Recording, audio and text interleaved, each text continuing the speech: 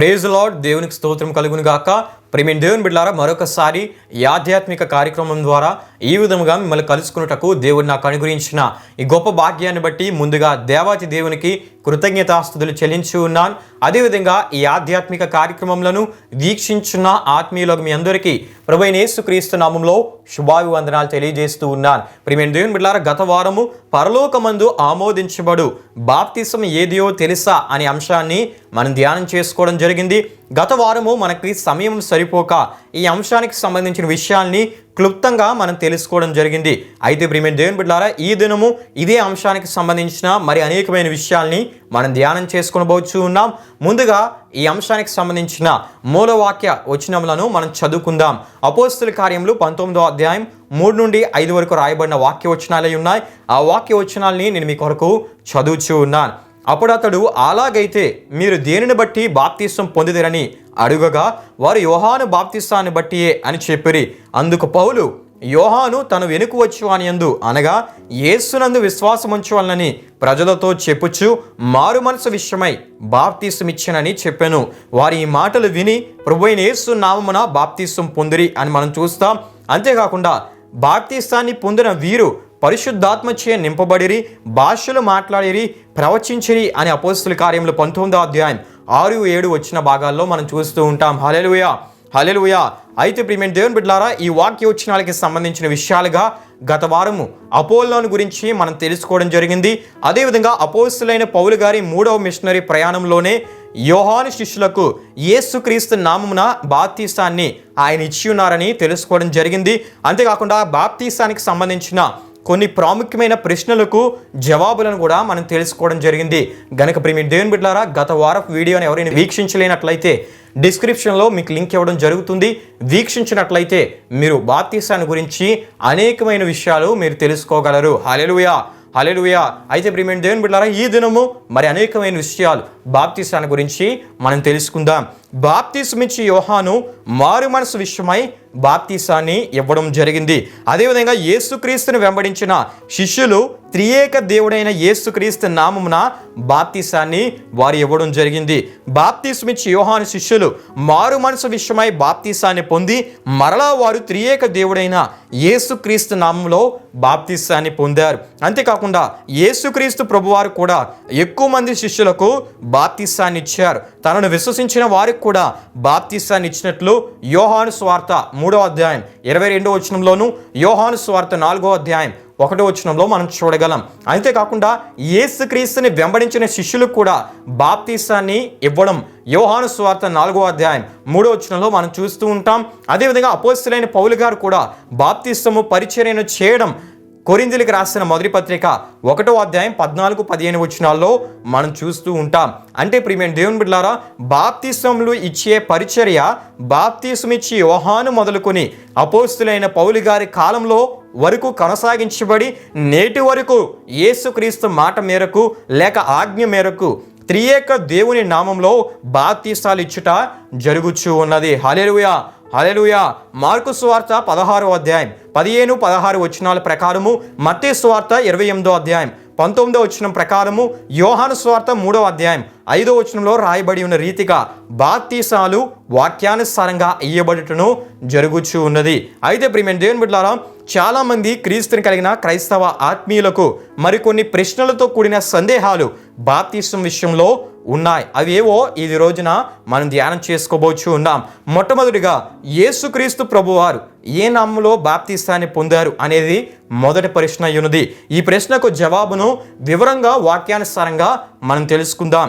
ప్రియమైన దేవుని బిడ్డలారా, క్రైస్తవ లోకమంతయు వాక్యానుసారంగా తెలుసుకోవాల్సిన దైవ సత్యం ఏమిటంటే దేవుడు ఒక్కడే అనే విషయాన్ని తప్పక తెలుసుకోవాలి. ఈ విషయము స్వయంగా దేవుడే చెప్పాడు. యెషయా గ్రంథం 45వ అధ్యాయం 5వ వచనంలో 6వ వచనంలోనూ మనం చూడగలం. నేను తప్ప ఏ దేవుడును లేడు, అదేవిధంగా నేను తప్ప మరి ఏ దేవుడును లేడు అని చెప్పడం మనం చూస్తూ ఉంటాం. ఇదే మాటను పాత నిబంధనలో చెప్పిన ఆ దేవుడే మానవ ఆకారాన్ని దాల్చి యేసుక్రీస్తుగా ఈ భూలోకానికి వచ్చినప్పుడు తన దగ్గరకు నిత్య జీవాన్ని గురించి తెలుసుకుంటూ వచ్చిన వారితో చెప్పడం మార్కు సువార్త 10వ అధ్యాయం 18వ వచనంలో మనం చూస్తూ ఉంటాం. దేవుడు ఒక్కడే అనే మాటను ఆయన చెప్పడం మనం చూస్తూ ఉంటాం. అదేవిధంగా అపోస్తులైన పౌలు గారు ఎఫ్సీ పత్రికలో అందరికీ తండ్రి అయిన దేవుడు ఒక్కడే అని ఎఫ్సీలకు రాసిన పత్రిక 4వ అధ్యాయం 6వ వచనంలో రాసి తెలియపరచడం మనం చూస్తూ ఉంటాం. అదేవిధంగా యాకోబు భక్తుడు కూడా యాకోబు రాసిన పత్రిక 2వ అధ్యాయం 19వ వచనంలో దేవుడు ఒక్కడే అని రాసి తెలియపరచటను మనం చూస్తూ ఉంటాం. అయితే ఈ విషయాన్ని దయ్యములు కూడా నమ్మి వణుకుచున్నవి అని యాకోబు భక్తుడు రాసి తెలియపరిచినట్లు యాకోబు రాసిన పత్రిక 2వ అధ్యాయం 19వ వచనంలో మనం చూస్తూ ఉంటాం. గనుక దేవుడు ఒక్కడే అనే విషయాన్ని పరిశుద్ధ గ్రంథమైన బైబిల్ తెలియజేస్తూ ఉంది. అందులోని దేవుడే ఈ విషయాన్ని స్వయంగా చెప్పారు. ఈ విషయాన్ని ముందుగా మనం అంగీకరిస్తే, నమ్మితే యేసుక్రీస్తు ఎవరు అనే విషయాన్ని మనం అర్థం చేసుకోగలం, మనం గ్రహించగలం. అంటే యెహోవాయే యేసుక్రీస్తు, యేసుక్రీస్తే యెహోవా. ఇంకొక అద్భుతమైన సత్యం ఏంటంటే యేసుక్రీస్తే పరిశుద్ధాత్మ, పరిశుద్ధాత్మే యేసుక్రీస్తు అని మనం తప్పక తెలుసుకోవాలి. హల్లెలూయా, హల్లెలూయా. ముందుగా ప్రియమైన దేవుని బిడ్డలారా, యావే యెహోవాయే యేసుక్రీస్తు అనే విషయాల్ని మనం తెలుసుకుందాం. నిర్గమాకాండం 3వ అధ్యాయం 14వ వచనంలో మనం చూసినప్పుడు యావే యెహోవా నేను ఉన్నవాడను అని ఆయన చెప్పినట్లు మనం చూస్తాం. ప్రకటన గ్రంథం 1వ అధ్యాయం 18వ వచనంలో యేసు ప్రభువారు నేను మొదటి వాడను, కడపటి వాడను, జీవించేవాడను, మృతుడనైతిని గాని ఇదిగో యుగయుగములు సజీవునై ఉన్నానని చెప్పడం మనం చూస్తూ ఉంటాం. అదేవిధంగా యోహాను సువార్త 8వ అధ్యాయం 58వ వచనంలో అబ్రాహాము పుట్టక మునిపే నేనున్నానని చెప్పడం మనం చూస్తూ ఉంటాం. అంతేకాకుండా యెషయా గ్రంథం 40వ అధ్యాయం 3వ వచనంలో యెహోవాకు మార్గం సిద్ధపరచుడి అని మనం చూడగలం. మత్తయి సువార్త 3వ అధ్యాయం 3వ వచనంలో ప్రభు మార్గం సిద్ధపరచుడి అని యేసుక్రీస్తుకు మార్గం సిద్ధపరచుటను మనం చూస్తూ ఉంటాం. గనుక యేసుక్రీస్తు మరి ఎవరో కాదు కానీ ఆయనే యెహోవా అని యెషయా ప్రవక్త ప్రవచన నెరవేర్పు ద్వారా మనకి తెలియజేయబడుతూ ఉంది. అంతేకాకుండా ఆదికాండం 1వ అధ్యాయం 1వ వచనంలో మనం చూస్తున్నప్పుడు ఆదియందు దేవుడు అని మనం చూస్తాం. యోహాను సువార్త 1వ అధ్యాయం 1-2 వచనాల్లో వాక్యము దేవుడై ఉండెను, ఆ వాక్యమై ఉన్న దేవుడే సశరీరుడిగా యేసుక్రీస్తు అనే నామంలో శరీరధారిగాను కృపాసత్య సంపూర్ణుడిగా వచ్చెను. ఆయనే యెహోవా, ఆయనే యేసుక్రీస్తు, ఒకే ఒక్క దేవుడు అని మనం తప్పక తెలుసుకోవాలి. ఈ విషయాలు తిమోతికి రాసిన మొదటి పత్రిక 3వ అధ్యాయం 16వ వచనం ద్వారాను, యోహాను సువార్త 1వ అధ్యాయం 14వ వచనం ద్వారా మనకు తెలియజేయబడుతూ ఉంటాయి. అంతేకాకుండా ఇర్మియా గ్రంథము 31వ అధ్యాయం 31 నుండి 34 వరకు రాయబడిన వాక్య వచనాల్లో యెహోవా దేవుడే ఇర్మియా ప్రవక్త ద్వారా ఇదిగో నేను క్రొత్త నిబంధన చేయబోచున్నానని ఆయన చెప్పినట్లు మనం చూస్తాం. ఇదే మాటను యేసుక్రీస్తు ప్రభువారు శిష్యులతో ఆయన చెప్పినట్లు మత్తయి సువార్త 26వ అధ్యాయం 28వ వచనంలో మనం చూస్తాం.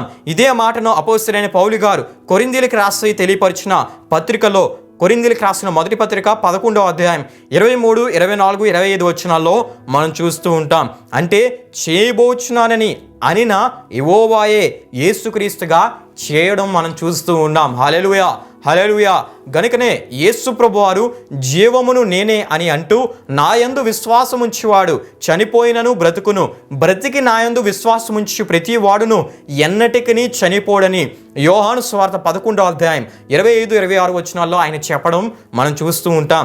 అదేవిధంగా యోహాను సువార్త 10వ అధ్యాయం 33వ వచనంలో యేసుక్రీస్తు ప్రభు తానే దేవుడినని చెప్పిన మాటను యూదులు ప్రస్తావించుటను మనం చూడగలం. అంటే యేసుక్రీస్తు ప్రభువారు తానే దేవుడినని చెప్పారు గనుకనే యూదులు ఈ మాటను ప్రస్తావించడం అక్కడ మనం చూస్తాం.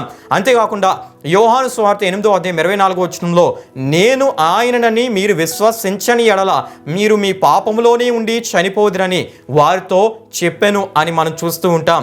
అదేవిధంగా ఆయన సర్వాధికారి అయిన దేవుడని రోమీయులకు రాసిన పత్రిక 9వ అధ్యాయం 5వ వచనంలోను, ఆయన మహాదేవుడని తీతుకు రాసిన పత్రిక 2వ అధ్యాయం 13వ వచనంలోను, ఆయన నిజమైన దేవుడని యోహాను రాసిన మొదటి పత్రిక 5వ అధ్యాయం 20వ వచనంలో మనం చూడగలం.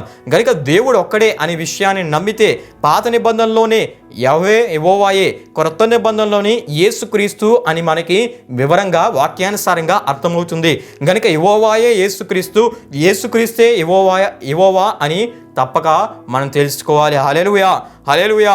అంతేకాకుండా యేసుక్రీస్తే పరిశుద్ధాత్మ, పరిశుద్ధాత్మయే యేసుక్రీస్తు అనే విషయాన్ని కూడా తప్పక మనం తెలుసుకోవాలి. ఈ అద్భుత సత్యాలు దేవుని వాక్యంలో మనం చూస్తున్నప్పుడు యోహాను సువార్త 16వ అధ్యాయం 7వ వచనంలో మనం చూస్తున్నప్పుడు, నేను వెళ్ళిపోవటం వలన మీకు ప్రయోజనకరము, నేను వెళ్ళని ఎడల ఆదరణకర్త, మూల భాషలో మనం చూస్తున్నప్పుడు ఉత్తరవాది మీ వద్దకు రాడు, నేను వెళ్ళిన ఎడల ఆయనను మీ వద్దకు పంపుదును అని చెప్పిన ఈ మాటల్లో అర్థం ఏంటంటే, నేను వెళ్ళిపోవటం వలన అనియు, నేను వెళ్ళని ఎడల అని మనం చూస్తాం, నేను వెళ్ళిన ఎడల ఆయనను మీ వద్దకు పంపుదును అని మనం చూస్తాం, నేను వెళ్ళని ఎడల మీ వద్దకు రాడు అంటే యేసుక్రీస్తే పరిశుద్ధాత్మగా వచ్చి ఉన్నాడని తప్పక మనం తెలుసుకోవాలి. అంటే సృష్టిని కలుగుజేయట్లో యెహోవాగా ఉన్నవానిగా మనం చూస్తూ ఉంటాం.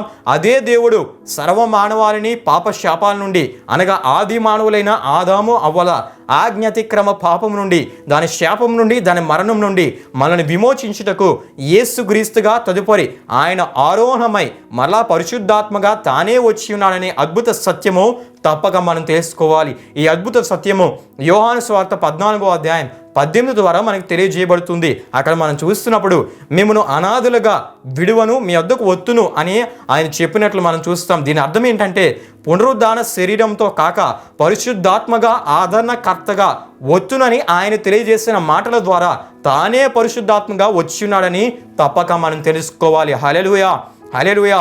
ఇదే విషయాన్ని అపోస్తలుల కార్యములు 16వ అధ్యాయం 6వ వచనంలో పరిశుద్ధాత్మ అనియు, ఈ పరిశుద్ధాత్మ యేసు యొక్క ఆత్మ అనియు అపోస్తలుల కార్యం 16వ అధ్యాయం 7వ వచనంలో మనం చూస్తాం.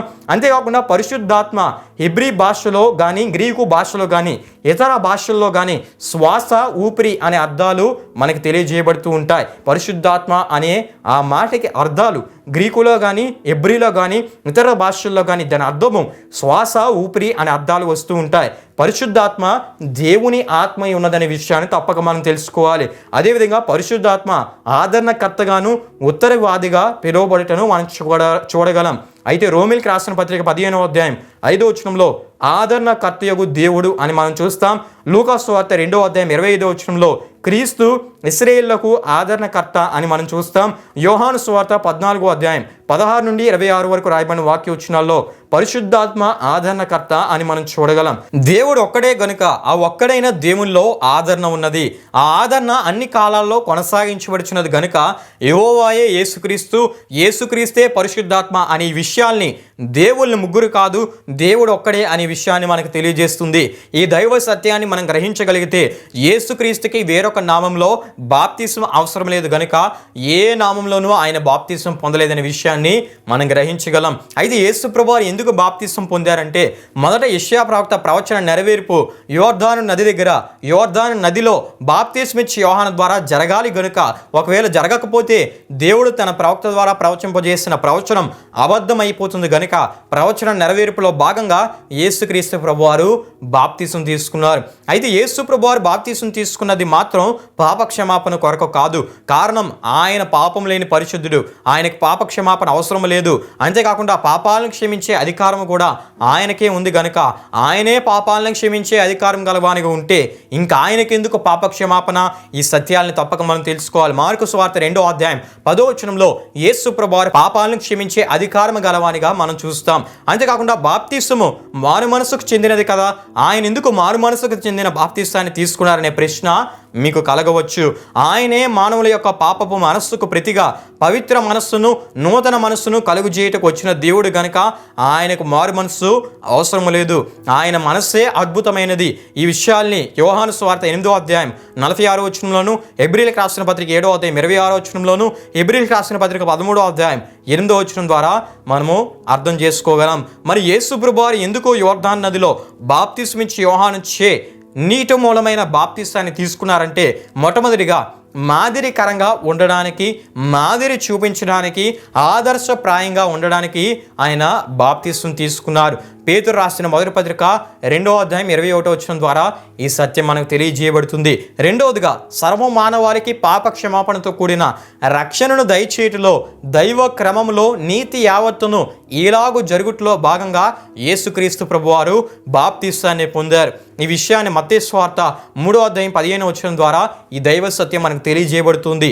మూడవదిగా ఆయన ఉండే నిత్య రాజ్యంలోనికి, నిత్య జీవం ఉండే నిత్యత్వంలోనికి ప్రవేశించే వారికి ఇదే విధానాన్ని, ఇదే క్రమాన్ని చూపడానికి, తెలియజేయడానికి, తనను ప్రశ్నించే వారికి సరియైన సమాధానాన్ని ఇవ్వడానికి తాను ముందుగా ఈ మాదిరిని చూపారు.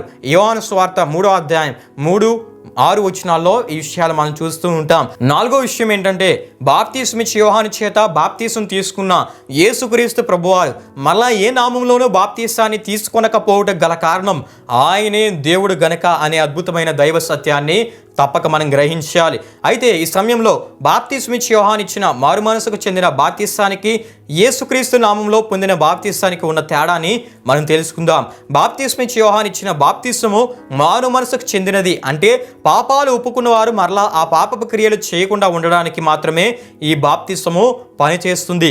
ఈ విషయం లూకాసు వార్త 3వ అధ్యాయం 10-14 వరకు రాయబడిన వాక్యవచనాల ద్వారా మనకు తెలియజేయబడుతూ ఉంది. అంటే బాప్తిస్మిచ్చి యోహాను చే బాప్తిసాన్ని పొందిన వారి పాపాలు తాత్కాలికముగా మాత్రమే క్షమించబడతాయి. అయితే యేసుక్రీస్తు అని త్రియేక దేవుని నామంలో బాప్తీసాన్ని పొందిన వారి పాపాలకు శాశ్వత క్షమాపణ కలుగుతుంది. గనుకనే అపోస్తలుడైన పౌలు గారు అపోస్తల కార్యములు 19వ అధ్యాయం 1-7 వరకు రాయబడిన వాక్యవచనాలను మనం చూస్తే కొన్ని విషయాలు చెప్పి యేసుక్రీస్తు నామంలో యోహాను శిష్యులకు బాప్తీసాన్ని ఇచ్చుటకు ఇదియే ప్రధాన కారణమై ఉన్నది. హెబ్రీయులకు రాసిన పత్రిక 8వ అధ్యాయం 12వ వచనం ద్వారాను, హెబ్రీయులకు రాసిన పత్రిక 10వ అధ్యాయం 12వ వచనం ద్వారా ఈ విషయాలు మనకు తెలియజేయబడతాయి. ప్రియమైన దేవుని బిడ్డలారా, వచ్చే వారము బైబిల్ గ్రంథంలోని బాప్తిస్ము అన్న మాట రాయబడిన విషయాలకు సంబంధించిన విషయాలను మనం తెలుసుకొని ఈ అంశ సందేశాన్ని మనం ముగించుకుందాం. ప్రియమైన దేవుని బిడ్డలారా, ముగింపు ప్రార్థనతో ఈ కార్యక్రమాన్ని మనం ముగించుకుందాం. ప్రార్థనలో నాతో పాటు అందరూ ఏకీభవించవలసిందిగా ప్రభువైన యేసుక్రీస్తు నామములో మీ అందరినీ కోరుచు ఉన్నాను. ప్రార్థన చేసుకుందాం. మహిమా స్వరూపైన మా ప్రభువా, జీవాధిపతి అయిన యేసయ్య, నీ ఘనమైన నామమునకు మహిమ ఘనత ప్రభావములు చెల్లిస్తున్నాం తండ్రి. దేవా, ఈ ఆధ్యాత్మిక కార్యక్రమం ద్వారా బాప్తిస్మాన్ని గురించి వివరంగా మేము తెలుసుకున్నట్టుకు మీరు మాకు అనుగ్రహించిన గొప్ప అవకాశాన్ని బట్టి నీకే స్తుతులు చెల్లిస్తున్నాం తండ్రి. బాప్తిస్మాన్ని గురించి ఎన్నో విలువైన విషయాలు దేవా గత 2 వారాలుగా మేము తెలుసుకోవడం జరిగింది. ఈ వారం మరీ అనేకమైన విషయాలు తెలుసుకున్నట్టుకు మీరు మాకు ఇచ్చిన అవకాశాన్ని బట్టి నీకే స్తుతులు చెల్లిస్తూ ఉన్నాం. దేవా, ఈ వర్తమానాలు వీక్షిస్తున్న ప్రతి ఒక్కరు మీరు దీవించండి, ఆశీర్వదించండి. వారి బాప్తిస్మాన్ని గురించి తెలుసుకుంటూ ఆత్మీయ సత్యాన్ని గ్రహించి దేవా నీవు కోరే ఆత్మీయతని కలిగి నీలో నమ్మకంగా ముందుకు వెళ్ళినట్లు మీరే సహాయం చేయండి. మన ఛానల్ ద్వారా వెలువడుతున్న ప్రతి కార్యక్రమాన్ని మీరు ఆశీర్వదించండి. వీక్షిస్తున్న ప్రతి ఒక్కరూ దేవా ఈ కార్యక్రమాల ద్వారా బలపరచబడుతూ అనేకులకు దీవెనకరంగా ఉండేటట్లు మీరే సహాయం చేయండి. దేవా, వచ్చేవారు మరికొన్ని విషయాలు బాప్తిస్మాన్ని గురించి మేము దేవా ధ్యానం చేస్తున్నట్టుగా నీ ఆత్మ జ్ఞానాన్ని, నీ ఆత్మ సహాయాన్ని అనుగ్రహించి మీరు మాత్రమే మహిమ ఘనత ప్రభావములు తెచ్చుకోమని యేసు పరిశుద్ధ నామంలో అడిగి వేడుకుంటున్నాము తండ్రి. ఆమేన్. యేసు రక్తమే జయం, ప్రభేసు రక్తమే జయం. ప్రభేసు రక్తం సంపూర్ణమైనది, అపవాది క్రియలకు అంత నాశనం కలుగునుగాక. ఆమేన్. ప్రభు మిమ్మును మీ కుటుంబములను నూరంతలుగా ఆశీర్వదించునుగాక. ఆమేన్.